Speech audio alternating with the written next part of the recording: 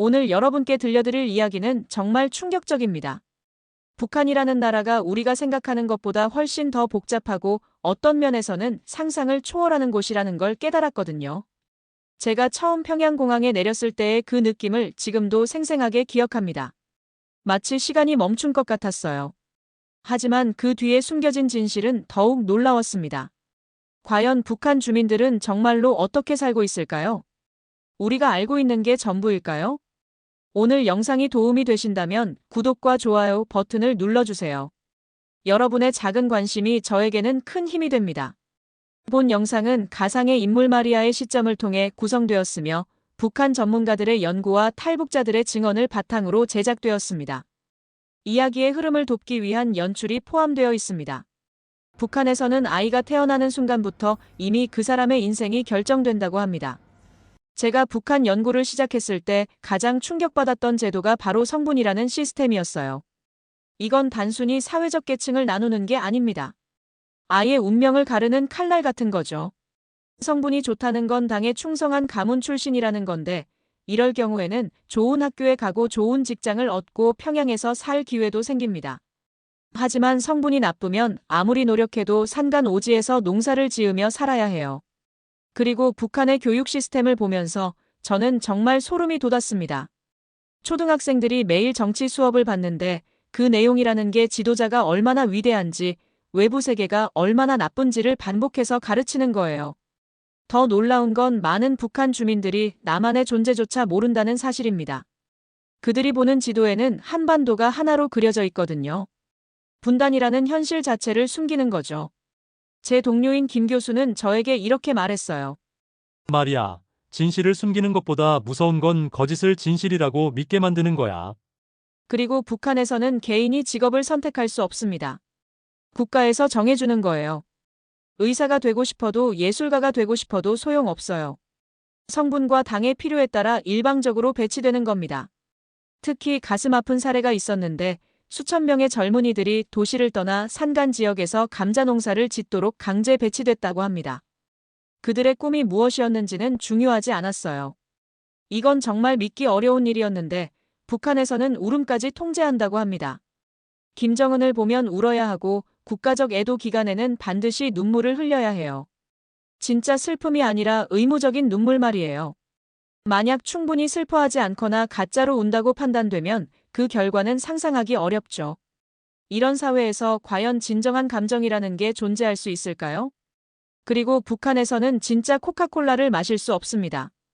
대신 코코라는 음료가 있는데 맛은 글쎄요? 완전히 다르다고 해야겠네요. 햄버거도 마찬가지예요. 북한식 햄버거는 작은 빵 사이에 얇은 고기 한 장 그리고 마요네즈 비슷한 소스가 전부입니다. 맥도날드와는 하늘과 땅 차이죠. 정말 놀라웠던 건 북한에서는 청바지를 거의 볼 수 없다는 겁니다. 특히 파란색 청바지는 미국 자본주의의 상징으로 여겨져서 오랫동안 금지됐어요. 지금은 규제가 완화됐다지만 여전히 입는 사람을 찾기 어렵다고 합니다. 거리에서 청바지를 입고 다니면 외국인처럼 눈에 띄게 되는 거죠. 특히 이 부분은 정말 마음이 아팠습니다. 북한 여성들은 생리용품을 구하기가 매우 어렵다고 해요. 국가 경제가 중공업과 국방에만 집중하다 보니 이런 생활용품 생산은 우선순위에서 밀려나는 거죠. 그래서 많은 여성들이 아직도 천조각을 재활용해서 쓴다고 합니다. 2025년을 살고 있는 현재에도 말이죠. 시중에 나오는 제품들은 암시장에서 터무니없이 비싼 값에 거래된다고 하니 정말 안타까운 현실입니다. 더욱 충격적인 사실은 많은 북한 주민들이 콘돔의 존재조차 모른다는 겁니다. 북한 정부는 인구 증가를 장려하기 때문에 피임은 국가 정책에 어긋나는 일로 여겨져요. 그래서 현대적인 피임법에 대한 정보나 용품을 구하기가 거의 불가능하다고 합니다. 당연히 아이폰도 없고 삼성 갤럭시도 없습니다. 북한 사람들은 아리랑, 진달래, 평양 같은 이름의 국산 스마트폰을 쓰는데 기능은 정말 기초적인 수준이에요. 그리고 모든 폰에는 감시 소프트웨어가 기본으로 설치되어 있다고 합니다. 사용자가 무엇을 하는지, 어떤 콘텐츠에 접근하는지 모두 모니터링 되는 거죠. 사생활이라는 개념 자체가 존재하지 않는 셈입니다. 그리고 최근 남한 여성들의 모습을 보면서 궁금했던 게 있으셨을 겁니다. 왜 그렇게들 비슷하게 생겼을까 하고 말이죠. 그건 성형수술과 획일화된 미의 기준 때문이에요. 하지만 북한 여성들을 보면 전통적인 동양 여성의 자연스러운 모습을 그대로 간직하고 있습니다. 서구 문화나 성형 기술이 들어오지 않았기 때문에 진짜 한민족의 얼굴을 볼 수 있는 거죠. 그리고 북한 여성들의 옷차림을 보면 획일화되었다는 느낌을 받을 수 있습니다. 긴 치마, 긴 소매, 높은 목선, 중성적인 색깔. 이 모든 게 규칙에 따른 거예요. 웃긴 일화가 하나 있는데 한때는 여성이 바지를 입는 것도 금지였다고 해요. 김일성이 바지는 남성 전용이라고 생각했거든요. 그래서 그 시절 북한 여성들은 사무실에서든 일터에서든 모두 치마만 입고 다녔습니다. 김정은 시대가 되어서야 이 규칙이 폐지됐다고 하네요. 그리고 북한 여성들은 대부분 20대 초반에 결혼합니다. 30세에 미혼이면 정말 특이한 경우로 여겨져요. 이혼율도 매우 낮은데 그렇다고 모든 부부가 행복해서 그런 건 아니에요. 사회적으로 이혼을 받아들이지 않는 분위기가 강하기 때문입니다. 연애에서도 여성은 수동적인 역할을 해야 한다고 여겨져요. 남성이 고백하고 남성이 결혼 날짜를 정하고 모든 결정권이 남성에게 있는 거죠. 이 부분이 정말 안타까운데 북한 여성과 외국인의 결혼은 거의 불가능에 가깝습니다. 북한 정부는 순수 혈통을 보호한다는 명목으로 국제 결혼을 극도로 제한해요. 외국인과 결혼하면 혈통이 더러워지고 후세의 충성심에 문제가 생긴다고 보는 거죠. 실제로 베트남 남성이 북한에서 공부하다가 현지 여성과 사랑에 빠진 사례가 있었어요. 하지만 결혼 허가를 받지 못해서 결국 베트남 대통령이 직접 요청해야만 겨우 결혼식을 올릴 수 있었다고 합니다. 북한 여성을 사랑하는 건 어렵지 않아도 그녀와 결혼 허가를 받는 건 정말 어려운 일이라고 할 수 있습니다. 그리고 남북한이 물과 기름 같다는 건 누구나 알고 있는 사실인데요. 한쪽에서는 버튼 하나만 누르면 남한을 쓸어버릴 수 있다고 협박하고 다른 한쪽에서는 연합군사훈련으로 응답하죠. 하지만 가끔 정말 유치하다 싶을 정도로 신기한 방법으로 대립하기도 해요. 북한이 핵무기로 위협하는 동안 남한은 K-팝이라는 무기를 꺼내들었습니다. 그리고 남한 군대는 휴전선 근처에 수십 대의 거대한 확성기를 설치했어요. 높이 6m, 폭 3m짜리 스피커들이 20km 너머까지 소리를 전달할 수 있었습니다. 이 스피커들이 무엇을 틀었는지 아세요? 국제뉴스, 민주주의 메시지, 통일에 대한 이야기. 그리고 물론 반항적인 가사가 담긴 아이돌 음악들이었어요. 목표는 북한 군인들과 주민들이 두 세계의 극명한 차이를 느끼게 하는 것이었습니다. K-팝의 놀라운 효과. 웃긴 것 같지만 이 작전이 실제로 효과가 있었어요. 일부 북한 군인들의 사기가 떨어졌고 심지어 목숨을 걸고 국경을 넘어와서 K-팝을 더 듣고 싶다고 한 사례도 있었다고 해요. 평양 정부는 이에 대응해서 K-팝을 퍼뜨리거나 듣는 사람들을 공개 처형하기까지 했습니다. 그들 눈에는 K-팝이 사회주의 이념을 좀먹는 악성 종양으로 보였거든요. 당연히 북한도 가만히 있지 않았죠. 그들도 똑같이 확성기를 설치해서 혁명가요, 체제 찬양 노래, 남한에 대한 비판 방송을 틀어댔습니다. 상상해보세요. 휴전선 근처 주민들은 매일 이런 소음 대결을 들어야 했던 거예요. 한쪽에서는 K-팝, 다른 쪽에서는 혁명가요. 정말 평화롭고 싶어서 땅속에 숨고 싶었을 겁니다. 문화교류의 아이러니가 한때 관계가 좋아졌을 때는 남한의 유명 가수들이 평양에서 공연을 하기도 했어요. 하지만 관객석의 북한 지도부 반응이 정말 재미있었다고 해요. K-팝이 아무리 신나고 춤추기 좋은 음악이어도 그들은 표정 하나 변하지 않고 가만히 앉아 있다가 노래가 끝나면 박수만 딱딱 치는 거예요. 마치 프로그램된 로봇 같았다고 합니다. 혹시라도 카메라에 웃는 모습이 찍히면 무슨 일이 생길지 모르니까 포커페이스를 유지하는 게 안전했던 거죠. 나중에는 더 기발한 방법이 나왔어요. 음악 대신 남한은 풍선을 이용하기 시작했습니다. 전단지, 한국 드라마가 담긴 USB, K-팝 음원, 심지어 달러, 지폐까지 풍선에 매달아서 북쪽으로 날려보냈거든요. 하지만 목적은 여전히 같았어요. 북한 주민들에게 외부 세계의 정보를 전달하는 것이었습니다. 여기에 북한의 대응은 정말 예상치 못한 방향이었어요. 그들은 쓰레기로 가득 찬 풍선 수천 개를 남쪽으로 날려보냈습니다. 총 15톤 분량의 쓰레기였는데 그중 하나는 청와대 근처에 떨어지기도 했어요. 전 세계의 모든 갈등이 이런 식으로 해결된다면 아마 지구가 훨씬 평화로운 곳이 될 것 같은데 말이죠. 그리고 북한은 사회주의 국가라고 하지만 실제로는 21세기의 봉건 왕조나 다름없습니다. 권력이 왕좌처럼 세습되거든요. 김일성에서 김정일로, 김정일에서 김정은으로.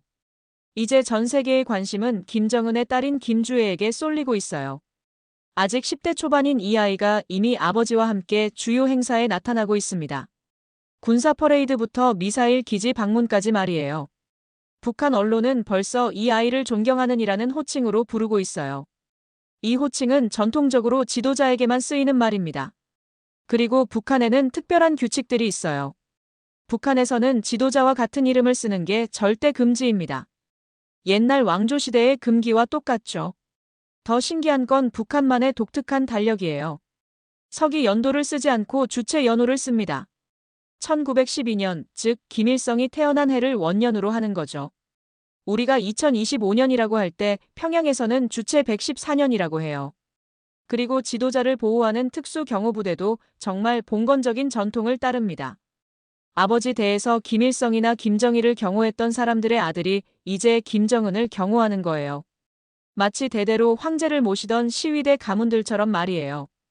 그들의 임무는 정말 엄격해서 지도자에게서 눈을 떼면 안 되고 정확한 거리를 유지하며 인간 방패 역할을 해야 합니다.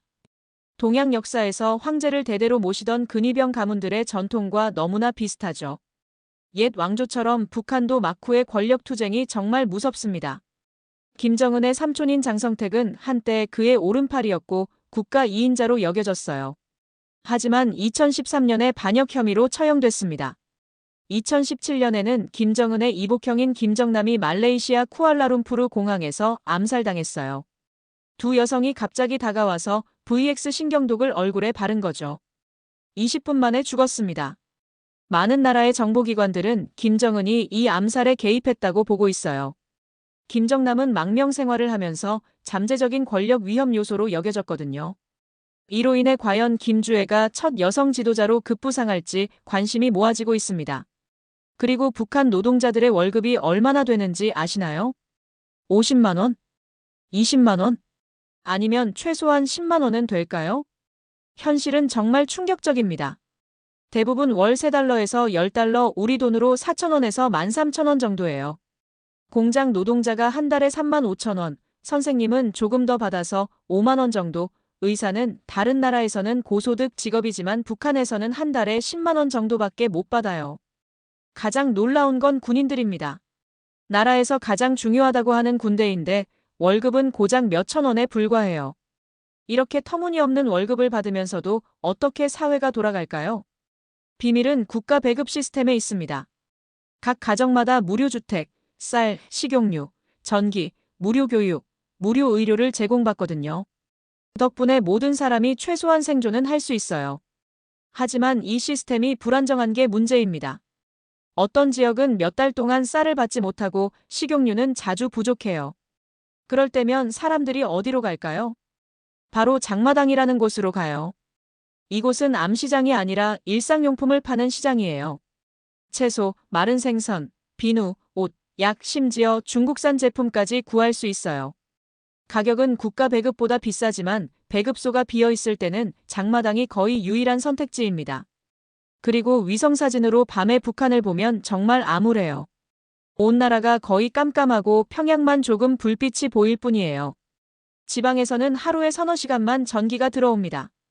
학생들은 가로등 아래서 공부하고 집에서는 촛불이나 기름 램프에 의존해요. 좀 사는 집은 자동차 배터리를 사서 전기를 저장해 두는데 그래봤자 전구 몇 개 켜고 폰 충전하는 정도가 전부예요. 그리고 무료 주택을 준다고는 하지만 대부분의 아파트에 온수시설이 없어요. 목욕하려면 공중 목욕탕에 가야 하는데 이것도 현대식 보일러가 아니라 석탄이나 나무, 기름으로 물을 데워서 탱크에 저장하는 방식이에요. 겨울에 기온이 영하로 떨어지면 목욕탕 앞에 긴 줄이 생겨요. 줄 서기 싫은 사람들은 집에서 대야에 물을 데워서 몸을 닦고 살아요. 하지만 이런 극한 상황에서도 사람들은 살아갑니다. 아이들은 웃고 연인들은 사랑하고 가족들은 서로를 돌보고 인간의 의지력이라는 게 정말 대단하다는 생각이 들어요. 하지만 동시에 마음이 아파요. 21세기에 이런 삶을 강요받는 사람들이 있다는 게 말이에요. 북한을 연구하면서 저는 한 가지 확신하게 됐습니다. 아무리 철저한 통제사회라도 인간의 자유에 대한 갈망은 결코 꺾을 수 없다는 거예요. 장마당의 확산, 중국산 제품의 유입, 몰래 돌아다니는 한국 드라마, 이 모든 게 변화의 신호입니다. 특히 젊은 세대들 사이에서는 외부 세계에 대한 호기심이 점점 커지고 있어요. 아무리 막으려 해도 스며들거든요. 그러면 대한민국은 이 상황에서 어떤 역할을 해야 할까요? 저는 군사적 대결보다는 문화적 교류가 더 강력한 힘을 가지고 있다고 봅니다. K-팝과 한국 드라마가 북한 젊은이들에게 미치는 영향을 보세요. 핵무기보다 더 강력한 무기는 바로 꿈이에요.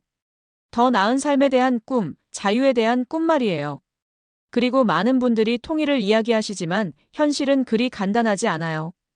두 사회가 70년 넘게 완전히 다른 길을 걸어왔거든요. 경제 격차, 사고방식의 차이, 언어의 변화. 이 모든 걸 극복하려면 엄청난 시간과 노력이 필요할 거예요. 하지만 불가능한 건 아니에요. 독일이 해냈듯이 우리도 해낼 수 있을 겁니다. 그리고 무엇보다 중요한 건 북한 주민들을 적이 아닌 같은 민족으로 보는 시각이에요.